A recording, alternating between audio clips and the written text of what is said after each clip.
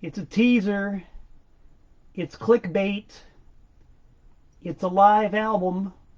One of the definitive live albums of our epic. And the punchline to the whole thing is that I, Malcolm Tent, am not on this record. Nope, I'm not on it. I did not play on it. I'm not in the audience. I have no connection to this album whatsoever, other than the fact that I ran down to Specs Music at the Westland Mall in Hialeah, Florida, and bought it. Maybe not exactly the day it came out, but pretty soon after it came out, because, as so often happens, I saw an ad for it in Cream magazine, and the picture of the band just looked so wild and insane and nutty that I just knew I had to have it. Jenny DeSoto from New Jersey, do you know what I'm talking about? Where you have never heard something, but you've seen evidence of it, and you know right off the bat you've got to have it, that it's made for you, that it's meant for you, that it's an album that you need to have in your collection?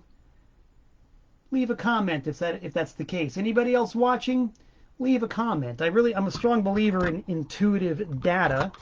Hey, Genevieve Michaud, Jennifer Catucci from the greater Washington, D.C. area is tuned in. Hello. Good to have two gens in one audience. That makes me very happy. I know that you, Genevieve Michaud, have had that same experience where you've heard about something and just sort of intuitively knew that you needed it. That was definitely the case for me with Cheap Trick. I just saw that ad, and this just looked like a band I needed. And yeah, sure enough, I went out and bought it and was not disappointed. And here we are 43 years later, and I still proudly have Cheap Trick at Budokan in my collection. This, of course, is a rare version. This is the British pressing from 1979. I don't know if you can read the rather distasteful sticker. It says it's on kamikaze yellow vinyl. If we take a look at the record, we can see that it is indeed on yellow vinyl. Woo! Not parting with it, kids. Belongs to me. Let's have a little toast to all those great collectible variations out there.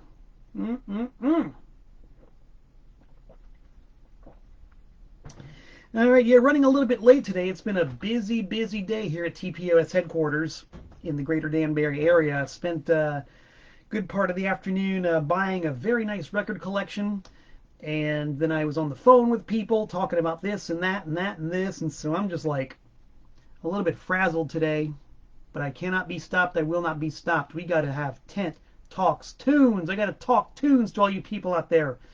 Nick Sampson, you know what I'm talking about. Good to see you tuned in right now. Let's just do a very cursory check of the various items that we have on the bulletin board and on the billboard and the mailbox. Pierre from Sweden. Always good to have Scandinavia in the house. We're going to check the mailbox first. Kind of a slow mail week this week. I know. I can't stop the rain. Raindrops keep falling on my head. I can't make anybody send me anything, but it's nice when I do get stuff in my mailbox. P.O. Box 3626, Newtown, Connecticut, 06470. By the way, I opened up a really awesome box from my former employee Logano last week. And Logano, if you're watching, I've still got some stuff to send you. I am going to do it. Just haven't done it yet. But I got a little wee bit of a care package to send to you in exchange for all the great swag you send me. Now, this is a cold opening of a package here. Normally, I don't do them totally cold, but you know how you've got, like if you're about to go onto a website or you're trying to view a graphic of some sort in your email and it won't show you the graphics, but you've got this box you can check that says always trust content from such and such. In this case, this is an envelope from my boss, the unimpeachable president for life, Jeff Clayton, the singer of the almighty Anti-Scene. Yeah. And he sent me something, and I always trust content from Jeff Clayton. So we're going to have a totally cold opening of this envelope. This is a sealed envelope. You can see there's no No flamoxery, no flappadoodling here, no fall-de-rol. We're going to open this sucker right now and see what's in it live on Facebook. If you're watching later on YouTube, just pretend it's live. Pretend this is happening right now. Pretend that it's Wednesday, 7 p.m. Eastern Standard Time. And you're watching me open this envelope from Anti-Scene HQ. I might have been able to guess, but I don't know if I was able to guess. The latest fabulous t-shirt design. This is an old vintage Anti-Scene design being reprinted. And if I have my statistics go, oh yeah, this is a glow in the dark. Jeff Clayton as Leatherface glow in the dark shirt. If it were dark enough here, I would turn off all the lights and we would watch this thing glow, baby. And also, if I were a little bit less dignified, I would take off the Devo shirt and put on the Anti-Scene shirt. But you've seen Tent Talks tunes before. You know I'm very dignified. I'm all about the dignity. I'm not going to disrobe in public or on rerun, for that matter. I'm just not. So we'll have to see this fine, fine garment on a future episode of Tent Talks Tunes. JC, thank you so very much. You know I'll be sporting this proudly at the grocery store, at the post office, and at all other places where fine tents congregate. Yeah. Now, that was the mailbox. We've already sort of done a teaser full of bulletin board. We can see the bulletin board has a couple of shows I'm very excited about. Anti-Scene at the Ground Zero in Spartanburg, South Carolina. Anti-Scene at the Tipsy Burrow in Charlotte, North Carolina. August 27th, August 28th. Do I really need to elaborate any more than that? It kind of explains everything you need to know. All right? All right. Keep a close eye on the various internets for any developments relating to those shows. I personally am excited to play them. I'm ready. I'm ready. That's all I'm going to say. That's all I'm going to say. I'm ready. I'm ready. Of course, we'll see how things play out. You know, one cannot predict the future, but I'm an optimist. I'm very optimistic. Let's see what other optimists we have in here. Cruz from South Florida. Hey, JJJ the Fourth. Jan Jurgelowicz the Fourth, a man who has played drums for my fabulous band Ultra Bunny. So you know he's cool. A fine drummer, and good to have you on board here on Tent Talks Tunes. All right, let's get right down to beeswax, shall we? We're going to talk about albums that I was in the audience for when they were recorded. You know, we've heard in past episodes of Tent Talks Tunes that I am an absolute fanatic for live albums.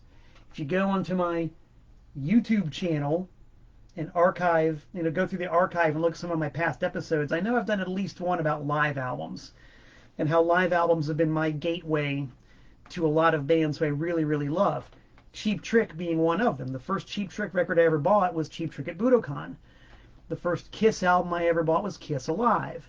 It was Grand Funk Live album that set me on the path to rock and roll. So I've always had a very, very fond spot in my embalmed, mummified, cold block of a heart for live albums. So it's just doubly cool that every once in a great while, every now and again, I'll be looking at the credits for a live album and be like, oh my God, I was there.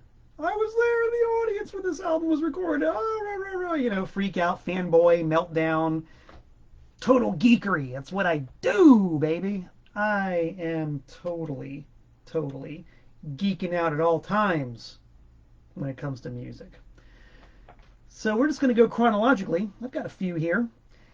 The first live album that I appear on as an audience member, and by the way, I fully appreciate the irony of this. I've got my own entry in the Internet Movie Database, the IMDb.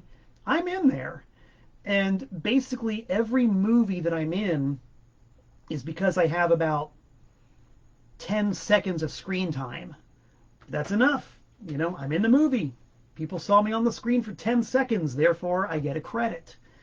And so this is kind of the musical equivalent. It's like, should I go onto Discogs and give myself a credit for being in the audience for Frank Zappa guitar? What do you think? Is that too ostentatious? I mean, I don't care really what anybody thinks, but I'm just asking rhetorically. Would it be too ostentatious for me to go into Discogs and give myself credit for being audience member on the Frank Zappa guitar album? A little poll would be very interesting. Ostentatious or completely humble? Or should that be ostentatious or completely humble? Yeah, ostentatious, completely humble. I'm all about the facts. So the facts revealed on the liner notes of this record, Frank Zappa guitar, is that one of the tracks was recorded at a concert at Sunrise Music Theater in Fort Lauderdale, Florida, November 30th, 1984. The first, and as it turns out, only time I ever saw Frank Zappa play a live concert. And it's got a very long, funny story behind it. I've told the tale once before, but I'm going to assume that not everybody has heard the story. Excuse me. Excuse me. I gave a slightly condensed version of it. My BFF Jill and I were kind of bored on the afternoon of November 30th, 1984, as we so often were, being in suburban South Florida where nothing happens. And, excuse me, and we read or heard probably in the newspaper that Frank Zappa was playing that night at the Sunrise Music Theater. So we were like, all right, cool, we got nothing else to do. Let's go and see if we can get a ticket and we'll go see Frank Zappa. You know, why not? I loved Frank Zappa at the time. I'm pretty sure that Jill didn't really care one way or another, but it was something to do, you know?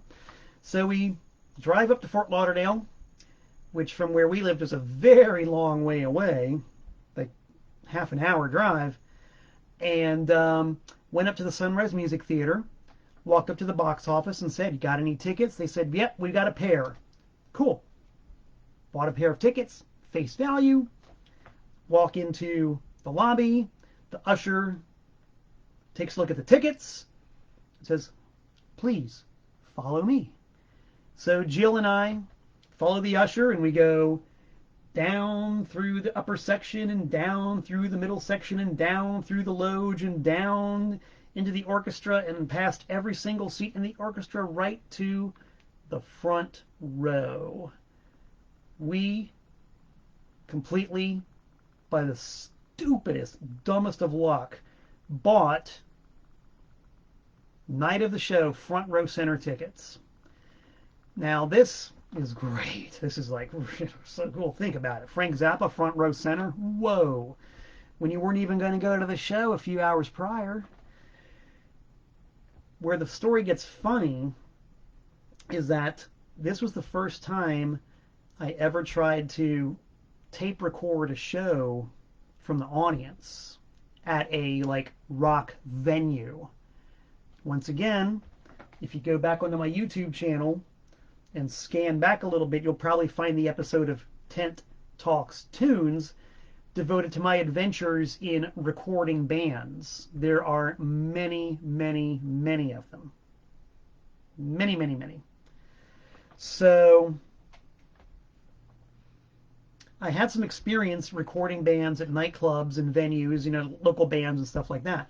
But I've never tried to record anybody in an actual, like, legitimate rock concert with ushers and bouncers and security and assigned seats and tickets and all that. I was in possession of my friend George Kelly's. George Kelly, if you're out there, salute. George Kelly had a pocket cassette recorder, and he was letting me borrow it for a while. And so, you know, I am greener than a gourd at this point. I've never done this before. So I've got this thing stuffed down the front of my trousers, and we're, of course, sitting front row center, and there's a big security guy standing right in front of my seat. I'm on the aisle, Jill's to my left, and this security guy is standing right there. And there's nowhere to conceal this thing. There's absolutely no way I can do this without being detected and therefore busted. You know what I mean, Stefan from New Zealand? Larry Mann, do you know what I mean? Stephen Smith, I had nowhere to run. I was just like a Kiss song in 1984. I had nowhere to run. I'm sitting there just like William S. Burroughs suggested Jack Kerouac actually call his book I'm Naked Lunch. I'm stuck out on the end of the fork for everybody to see. This bouncer is just there, standing, staring at me. But I was, of course, young and stupid. My frontal lobes were not fully developed. I did not have much in the way of discretionary thought processes. Let's see, I've got a couple of comments about the broadcast stuttering. Don't know what to do about it, guys. I'm sorry. It looks good from where I am. Looks like I'm moving around okay. I can only assume it's the vagaries of the internet. My apologies on behalf of the internet. So anyway, I'm young, I'm dumb. My frontal lobes are still kind of rudimentary. I've decided I'm going to tape record this show no matter what. So the band goes on, and by whatever means I thought I was surreptitiously just I'm going to adjust my belt, hitch up my pants here. Let's see, yep, pants are a little bit too tight tonight, so I have to adjust them very carefully. Somehow did indeed manage to hit the record button. And needless to say, every 30 seconds or so, I was like just casually, surreptitiously looking down to make sure the thing was still running. I mean, it was like so obvious what was going on, man. It didn't have to be a bouncer to know that I was trying to tape record the show. So I, of course, got busted hard. And I thought, well, okay, that's the end of it. I'll never get to relive this particular experience. Now, mind you, the security guy only got the first of 2 cassettes that I used because Zappa played about a 2-hour show. The first 90 minutes went into his pocket, and Jill was in possession of the second, or I should say the last half hour of the show. So we did get it, and imagine my shock and awe when I popped it in the car cassette player and it sounded like crap. It sounded terrible. It was blown out, overloaded, distorted, pretty much unlistenable.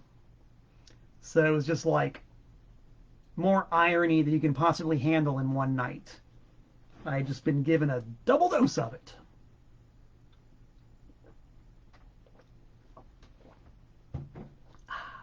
So to find out that Zappa, in his habit of recording every single show and then analyzing them for release, did indeed record the concert that night and did indeed choose one song from it, or an excerpt from one song, and release it on this album entitled Guitar. So while the professional tape was running and Zappa was getting his pristine 16-track, digital probably even at that stage of the game, pristine, beautiful release quality recording, while this was happening, I was sitting down there front row center, squirming, fidgeting, and trying not to be noticed by the bouncer. So just if you want a little bit of audio verate, just listen to that track and walk a mile in my shoes, because I was there. You can probably, even if you listen carefully enough, you can probably hear the sounds of me fidgeting in the front row and trying not to be seen. Frank Zappa, Guitar, I Was There. John Farrell in Idaho says the picture looks okay. If it's good enough for Idaho, it's good enough for Connecticut. That's all I know. We're going to fast forward a little bit to the year 1987. 1987. Things were different in 1987. I had moved from Florida to Connecticut. And I had opened up my store, Trash American Style, which just coincidentally enough is on Discogs and is on eBay. And you heard me mention earlier that I bought a record collection today. I sell records, kids. Besides being a rock star, I buy and sell records. So if you want to do some good shopping, look up on Discogs and eBay, Trash American Style, my record store, and or TPOS, my record label. You've been warned. Aight.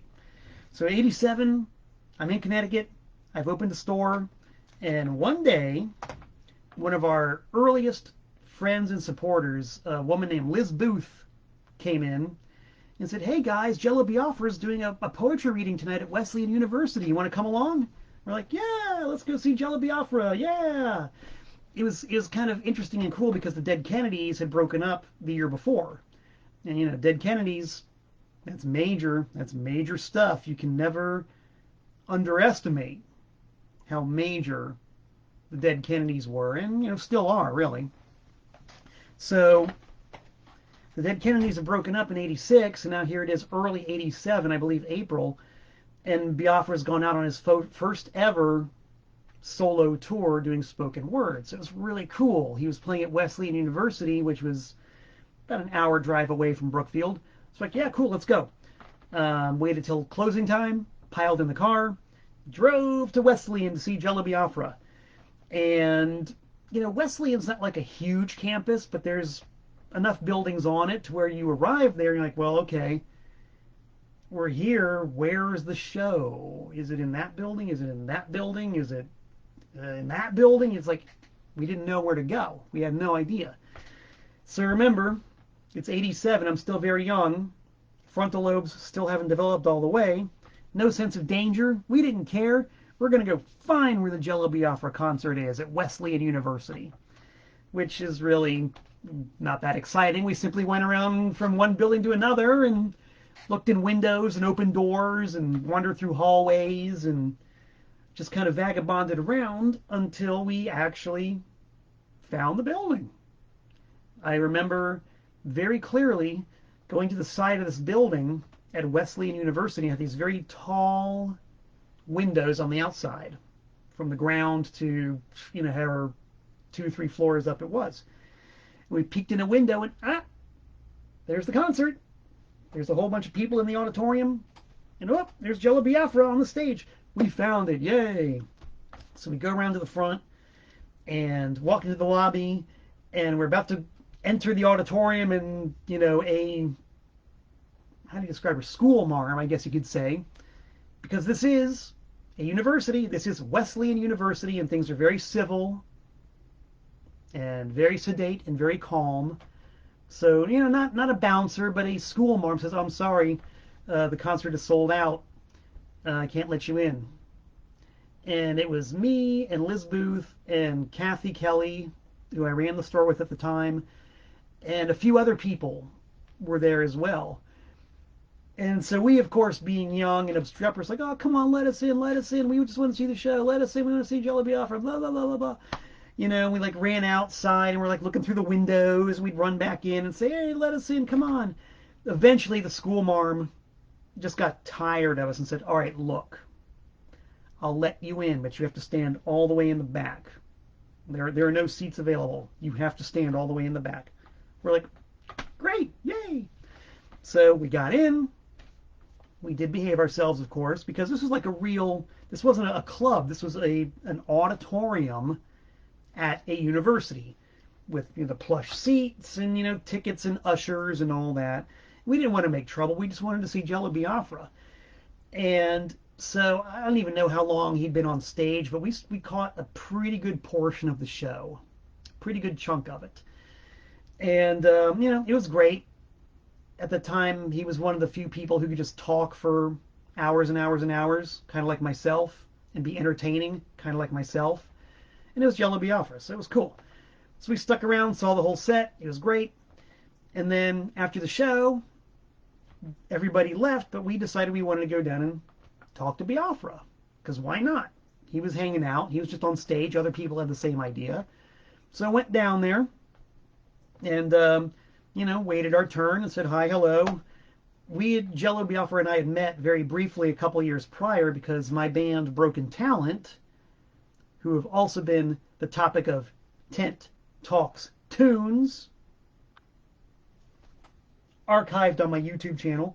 Broken Talent opened up for the Dead Kennedys in November of 1985. And Jello Biafra had also mail-ordered the Broken Talent record when it first came out. So there's like, this sort of acquaintance. And so I went down there, introduced myself, said hi, Malcolm Tennis. Oh yeah. So the guy from South Florida, huh? Kind of thing. And we chitted and chatted. And at the time, this is when he was coming off of all of his troubles with the PMRC and the Frankenchrist obscenity trial and all that. And there was a cassette making the rounds of him doing a radio interview talking about all that stuff. And I ordered my copy in the back pages of, I think, Flipside magazine. And I wanted permission from Biafra to release it on my label, TPOS. That one right there. And Biafra was like, oh, no, I don't want you doing that. We can't have that. That's competition to what I'm doing right now. And, no, don't do it. And I was a little bit miffed. I was kind of irked. I was like, dude, I'm trying to help you out here. We're trying to, it's not like I'm going to make profit off of it. I'll send all the money to the No More Censorship Defense Fund, which they had going at the time. But he just flat out refused. And I was really peeved. So I went home and I wrote him a letter. I said, Dear Jello Biafra, I don't understand why you're not letting me release this thing. It's a radio interview. There's already some guy from Flipside selling these cassettes.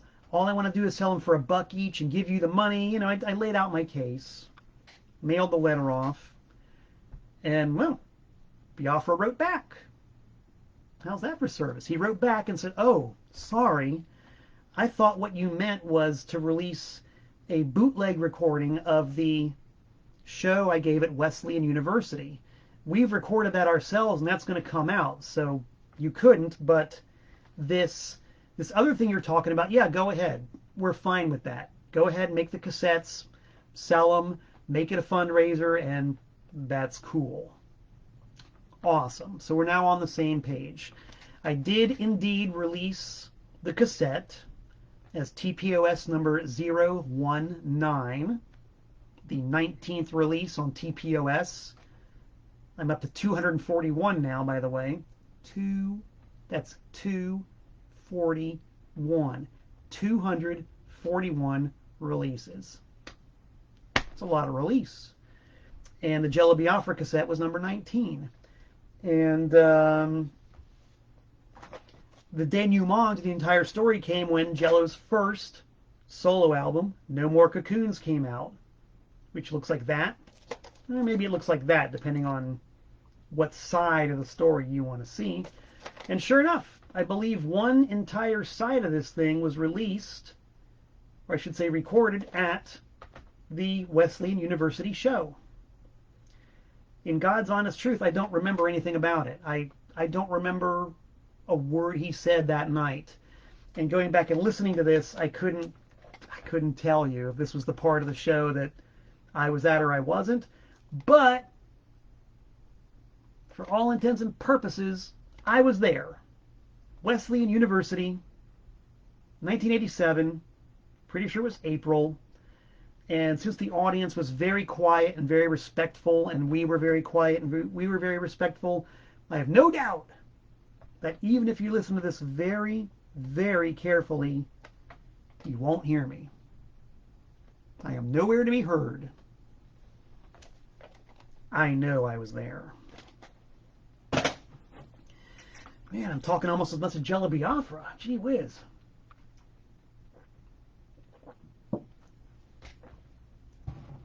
I've been on for less than a half hour, and I'm already almost halfway done.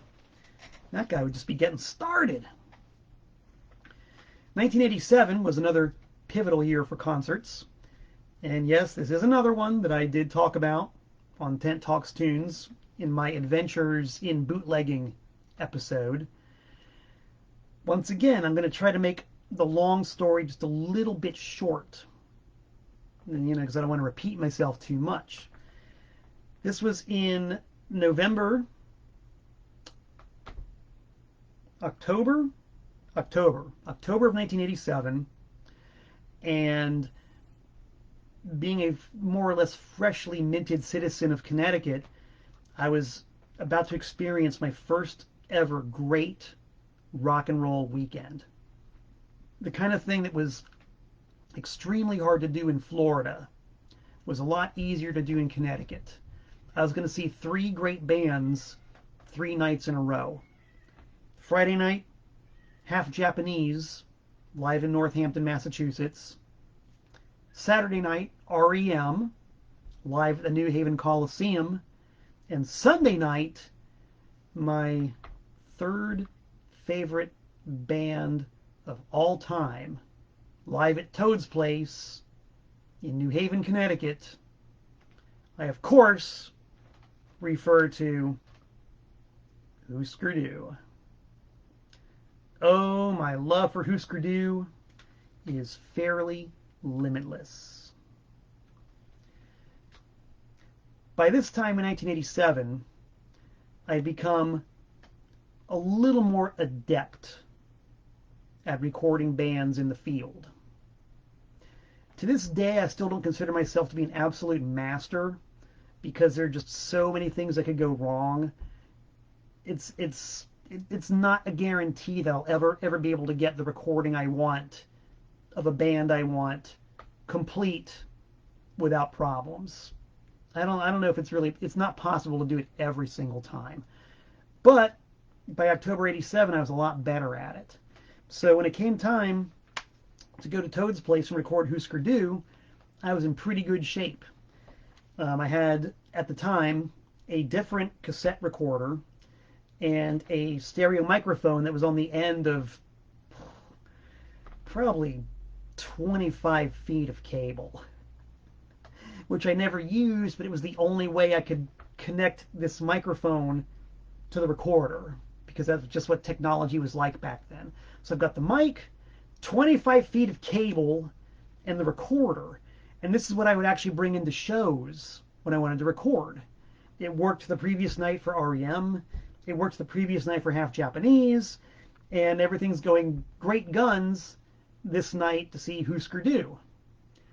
And the story, as I related on the past episode of Tent Talks Tunes, was how I and Kathy Kelly and my longtime friend and mentor Leslie Wimmer, the owner of Open Books and Records, where I learned the trade, she was up for a visit, and she was with us on this great rock and roll weekend. So we, by some strange, bizarre circumstance, got into the sound check at the gig, which I recorded under great duress, with lots of stress and lots of tension. I got it done, and then that night, recorded the show as well. It was just one of those things where, for some reason, I don't know why, I missed the first 15 minutes or so of the performance. It was one of those things, and if any of you people out there are tapers, you know, you understand the pain that I feel. You know what it's like when you have the machine and you press the record button and you look at it and you see the lights on, record, you see it go on, and so you stuff it down the front of your trousers again, because that was my favorite hiding place, and you think, oh, this is great, Husker Du, they're playing live and I'm recording it. And then you've learned not to look at it every 30 seconds like you used to, like at the Frank Zappa show. You sort of get into the habit of looking at it a little more infrequently. So you look down, let's say 10, 15 minutes later, and what the fuck? It's not recording! The fucking thing, it wasn't recording. It just spontaneously stopped. So I jam the button down. And now I'm looking at it every 30 seconds. You know, I'm like standing at a really great spot at Toad's Place. Husker Du are pretty close to me. They're my third favorite band in the world. And I'm enjoying the show like at 30-second intervals, constantly making sure the damn thing's actually recording. It did record. It did get the rest of the set. And it came out pretty good. Now here's another one of those bugaboos I have about taping and recording. And once again, I want to know if anybody out there has had a similar experience along these lines. Eric Johnson has just posted a long comment, and I can't wait to read it. I will do so after I'm done here. You're at a show, show's over, you look around and you see, oh, a kindred spirit. That guy recorded the show too. What do you know? Hey, I got a tape. Let's trade tapes. You know, maybe if yours is better, I'll get yours, and if mine is better, you'll have mine. Well, let's do that. Let's have the best possible combination we can. And there's a guy, he was actually standing right next to me. I'll never forget, his last name was Mackenzie, because he gave me his mailing address. And I sent to this Mackenzie guy, whoever the hell he was, my copy, not the master, mind you, but a copy of the tape with the sound check on it. And he was going to send me his copy of the tape that had the missing 10 minutes from the beginning of the show. Fair trade, right? He never sent me the tape, of course. Mackenzie, if you're out there, you still owe me one. Or at bare minimum, you owe me an explanation as to why you didn't send me that tape. Because to this day, in Husker trading circles, the first 10 minutes of that show does not exist. I have the only version that's made into circulation. This other guy supposedly has it. Who knows? He lived in upstate Connecticut somewhere. Mackenzie. H. Mackenzie. And don't remember his first name. Whatever. I got my souvenir. And I also got quite a jolt, quite a shock, quite a joy when this posthumous live album came out sometime in the 90s. And I'm looking at the credits, and sure enough, one song was recorded at Toad's Place. One show. One song, I should say. And not only that, it was a song I remember very well. I will never forget standing there, and the band went into What's Going On, the song off of Zen Arcade, and I was surprised to see Greg Norton taking the lead vocals. And as we all know, if you've watched Tent Talks Tunes, I'm a big fan of the underdog. You know, I love it when the guy who never gets his say gets to have his say. So there's Greg Norton, the man who gets no respect from Bob Mould, the man who has intermittently kind of gotten respect from Grant Hart a little bit over the years. But there he is, Greg Norton, bold as brass, singing this banger of a song.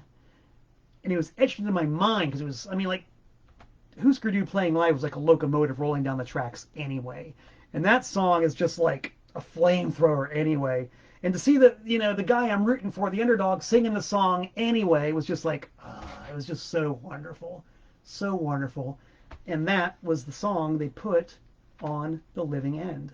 What's Going On from Toad's Place in New Haven, as I experienced it, and was totally marking out. So I can play this, and I'm there, man. I am right there again. I can see it just as clear as day. And Husker Du broke up fairly shortly thereafter. Never would have known it, because they blazed that night.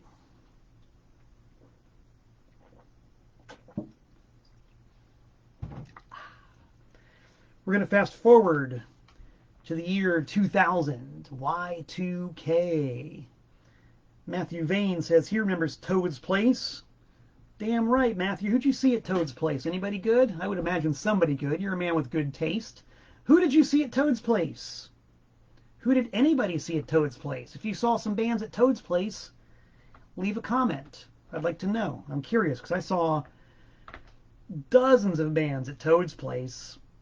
I'll try to remember a few. Who did I see at Toad's Place? Besides Husker Du, saw Sugar, Bob Mould, Camper Van Beethoven, saw the Ramones a couple of times,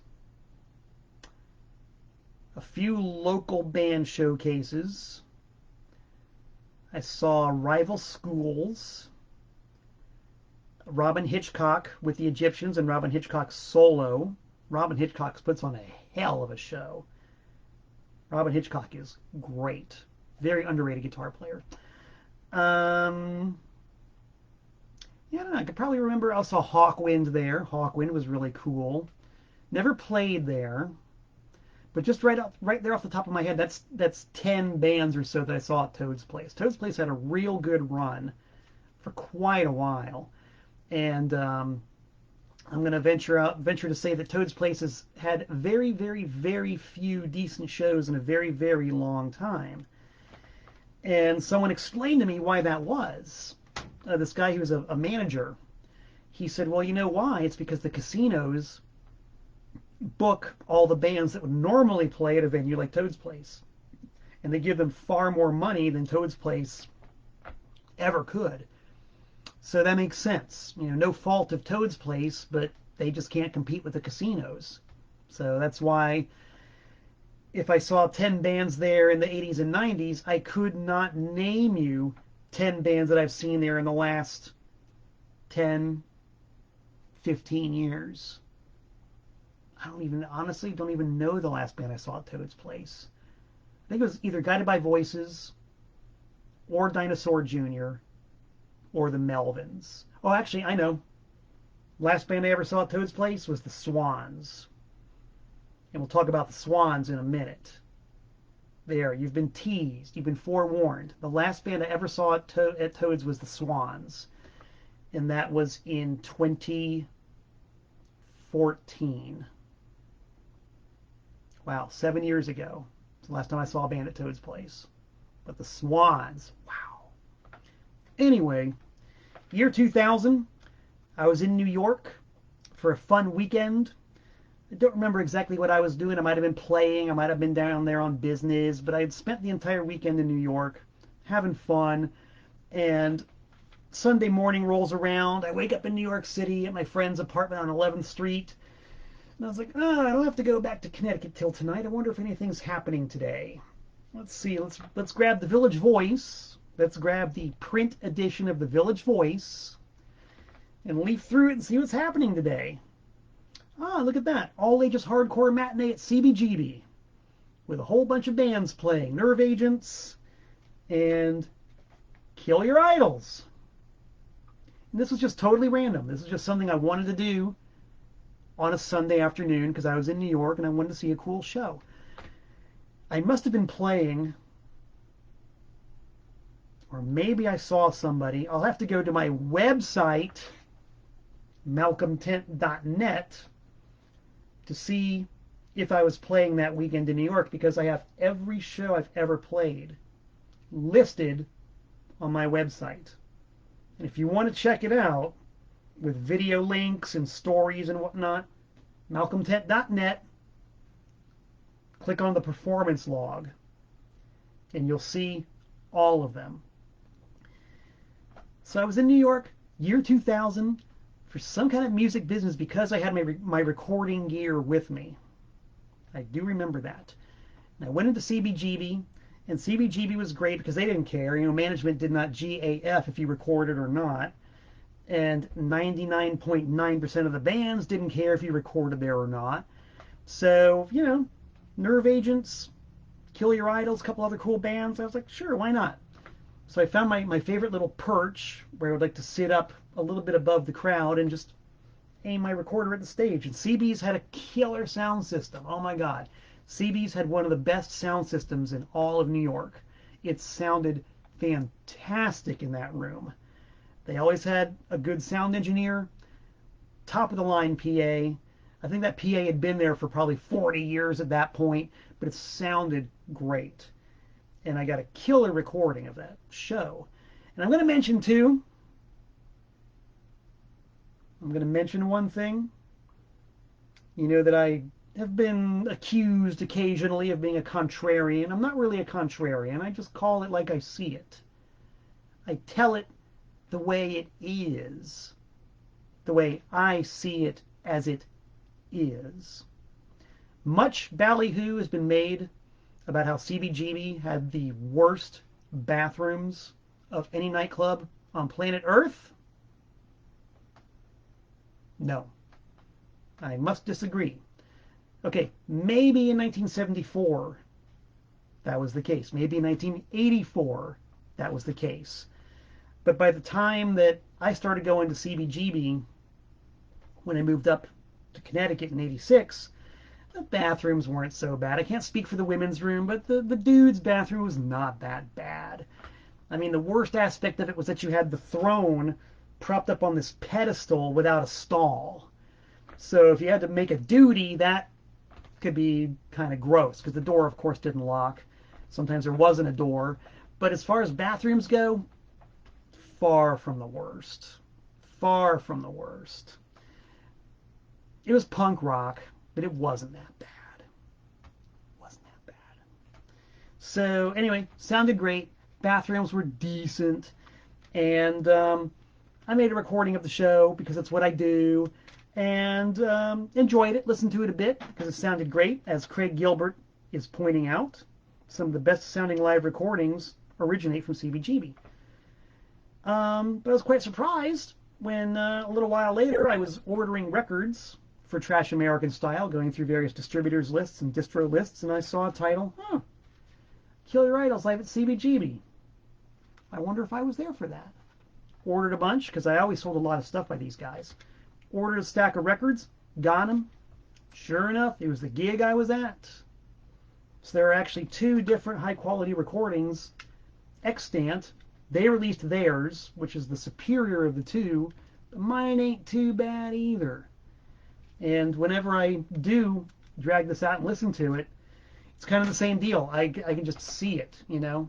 Sitting on my little perch, stage is down, a little bit underneath me, huge seething mob of straight edge kids dancing, slamming, moshing, having a hell of a time. The place was really well packed, and CB's, when it was packed for a good show like that, just, I mean, the energy was, it would crackle in that room. And you know, I can just put myself right there every time I hear this. It was a really good thing, a really fine, fun day, and also the last time I ever went to CB's. I never went to CBGB again after that, because there never really were any bands I really wanted to see. Like, for me to drive down from Connecticut to New York, it's got to be a pretty big event, you know, because driving to New York City is not like driving to Hartford, which is almost equidistant in the opposite direction, or Northampton, Massachusetts. You know, you can spend the same amount of time driving from here to Northampton, Mass, and it's about 10% of the hassles of driving from here to New York City. You know what I mean? You know what I mean. So that was actually the last show I ever went to at CBGB, and they released it as their own live album. Pretty cool. A toast to the former glory of the New York City club scene.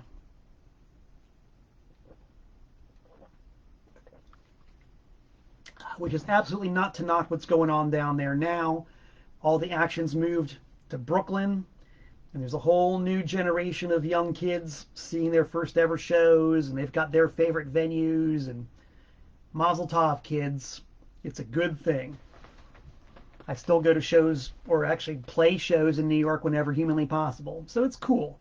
But that was back in my day, said the curmudgeon old, crotchety old, curmudgeonly old host of Tent Talks Tunes. Back in my day. All right, back to the present day, kids. Or, well, not totally the present day, but the year 2015. 2015. Another great venue that I like an awful lot is still up and running now today in Connecticut. It's a venue in New Haven called Cafe 9. When it comes to 21 and over venues, it's probably my favorite place to play in Connecticut, and perhaps in the entire country. They got a lot of good shows happening there, and in the year 2015, Acid Mother's Temple were booked to play at Cafe 9. Now, if you've ever seen Acid Mother's Temple, and maybe we can have a show of hands here for people who have, Acid Mother's Temple are loud. They are loud. Relating to what I said earlier about the swans, swans are loud. And I will say that swans are probably the single loudest band I've ever seen in my life. And I've seen Motorhead. I've seen Ace Frehley in a small club. I've seen John Entwistle in a small club. I've seen Dinosaur Jr. You know, all of these are volume merchants. I play in the almighty anti-scene, and we like to crank it up because our drummer, Sir Barry Hannibal, that dude hits hard. And so just to be heard over the playing of Sir Barry Hannibal, you've got to turn up really loud. So it's a logistical thing. And my band Ultra Bunny, we like to play loud, but there are certain bands that just take it to an entirely different level. Swans were the loudest. But Swans, unlike John Entwistle or Ace Frehley or Motorhead, they used volume very tastefully. Like everything was exactly where it should be in the mix. And it was like this, literally like a wave of sound. And if you guys have heard me shilling my cassette release with Mad Brother Ward called Sonic Sauna, that's the effect I've always called it. Because it's like, it's this physical sensation of being enveloped by pure sound. And you can feel the hair on your arm vibrating, and the hair on your head vibrating, and your lungs kind of vibrating. It's pure physical force. And when it's done right, it's beautiful. And so the Swans were beautiful. Godspeed You Black Emperor are beautiful. And Acid Mother's Temple, in a pretty small room like Cafe 9, was going to be something else. Because they are volume merchants. They like to crank it. And they've got the whole visual aspect going. You know, like four older Japanese dudes with long hair down to their knees and hippie garb playing this really great psychedelic music at top volume. In a small room like that, no way I was going to miss it. No way I was going to miss it. So I get down there with my usual bag of gear because Acid Mother's Temple have always been, in my experience, taper friendly. Like on the prior occasions I'd seen them, I'm doing my thing. I've got my, 16-track recorder, and I got mics and cables and bags, and I'm like putting mics in front of the amps, and they didn't care. They didn't, they probably thought I was kind of amusing going through all this trouble just to record their band. They didn't care. Road crew didn't care. So they were taper friendly, and I'm doing my thing, but there's these other guys there who are doing the same thing. And they've got more gear than I do. And they've got cables running from the stage out the front door. I'm like, what on earth is this all about? I thought I had the monopoly on obsessive recording. What's up with that? A couple of younger dudes, we of course got to talking, and it turns out that they had been hired by the Connecticut record label called Safety Meeting Records to record Acid Mother's Temple for an official live album. Oh, that's cool. So why are the cables going out the front door? Turns out these young fellas had created their own mobile recording truck. They had a 16-track digital mobile recording truck. Just like the Rolling Stones mobile. So they took me out there and they showed it to me, and they've got the mixing console and the recorder and like a couple of easy chairs. They had a whole truck kitted out for recording. It was really cool. It was like this old like bakery truck that they had totally gutted and modified. So they're doing this thing with a mobile recording truck. And we just sort of came to the agreement to peacefully coexist. The attitude was, as I might have mentioned earlier, the more the better. Because if something goes wrong with theirs, well, I'll have mine.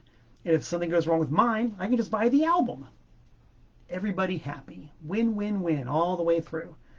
And so, show begins, It's exactly what I wanted it to be, you know, just this huge volume played by these weird old Japanese long-haired dudes who are just like so in command of psychedelic rock. It's not even funny. So good. And excuse me, my recording came out well, and obviously the 16-track truck recording came out because the album did indeed come out on Safety Meeting Records, called High on New Heaven, and I'm glad that it did, because it was a fantastic night. And still, to this day, the last time I've seen Acid Mother's Temple. I have not seen them since that fateful night in 2015. The PS to that is that the band Kinski jumped on at the last minute to that show. They had a tour date that fell through, and so they did the classic move, and they just showed up and asked if they could play, and they were like, Kinski? Yeah, by all means, come on, play. So they played, and I recorded the set, and there was talk about that coming out as a live album at some point. I sent the recordings to Safety Meeting, but nothing ever happened. So, I don't know. I'd like to think that maybe someday yet, somewhere down the Yellow Brick Road in the Emerald City, maybe there's a Kinski live album that will come out that I recorded. But at any rate, I was there. I was there. Sometimes being an audience member is almost as good as being on the stage. And when I get to relate stories like that, it's true. It is totally true. And I look forward, as time marches on, to eventually having a lot more stories like that. Because music is the best. And rock and roll is the best music, in my opinion. And I aim to get as much of it as I possibly can before I punch the clock and get on out of here. So that's about it, kids. A couple of things I do want to mention in closing. Bloody Apostles, my black metal hardcore supergroup. It's myself, P.P. Duvet of the Murder Junkies, Paul Ledney of Profanatica, and renowned visual artist Brian Zickafoose. We plan to go to the recording studio soon to do a record. We sold out of the little 4-inch square record that we did, and now the people are clamoring for more, for regular pressed vinyl. We're on it. You've clamored, we've heard. So that's in the works. Very excited. Stephen Young wants to know if I got any new stuff for sale. Don't know exactly what you're referring to. Bloody Apostles? Not yet. TPOS? I got a few things in the cooker. And I just bought a big old record collection this afternoon, Stephen. If you're looking for some stuff, message me. Send me your want list. I might be able to hook you up. Because that's my job, baby. To hook you up. So that's it, man. Lord willing and the creeks don't rise, I will be in North Carolina next week, which might mean for a very special episode. Episode? Sure, why not? An episode. An episode of Tent Talks Tones. Little spoonerism for you. And even if for some reason that doesn't happen, I'll be here. And that'll be cool. So I love talking to you guys, and I love yapping and blabbing and yakking and reading your comments and seeing what y'all have to say and getting a good dialogue going. Stephen wants to know if I'm joining Devo anytime soon. I wish. Plans do sort of call for the devotional fan gathering in November at the Beachland Ballroom in Cleveland, Ohio. Put that on your calendar and smoke it. The plans call for the devotional to have special guests Jerry Casale of Devo. Let's see, where's Jerry? I'm upside down here. Jerry of Devo, David Kendrick of Devo, and Fred Armistead. Is that how you pronounce his name? Fred Armistead? Fred Armistead? Fred Armistead? I'm not in touch with current comedians or anything. I don't know who these people are, but Fred Armistead, who has played drums for Devo, is supposed to be there as well. So also, Lord willing and the creeks don't rise, I may perhaps be sharing the stage with some of those guys for a day and a night. So that should be pretty cool. Keep an eye out for more information along those lines. Whew, that's it. I'm out. I'm done. I do hope to be back in about 167 hours' time. So until we meet again, this is, as always, Malcolm Tent saying so long from the Nutmeg State.